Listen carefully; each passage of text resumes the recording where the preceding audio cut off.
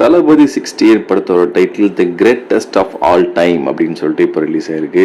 இதுக்கு முன்னாடி கோட் அப்படின்னு சொல்லி வச்சுருந்தாங்க. பட் கோட்டை வந்து நிறைய பேர் ஒரு மாதிரி பேசினதுனால கலாய்ச்சதுனால இப்போ 6 மணிக்கு வெளியாகும் அப்படி சொல்லி ஏஜிஎஸ் தரப்பும் அண்ட் வெங்கட் பிரபு 2 பேரும் போட்டிருந்தாங்க.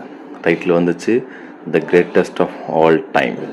As usual Venkat Prabhu sir படத்தில் பார்க்குற மாதிரி இந்த படம் ஒரு டைம் லூப் ட்ராவலாக இருக்குமா? ஏன்னா டபுள் விஜய் இருக்காங்க, ஒருத்தர் எங்கே இருக்கார், ஒருத்தர் ஓல்டாக இருக்க மாதிரி இருக்கார்.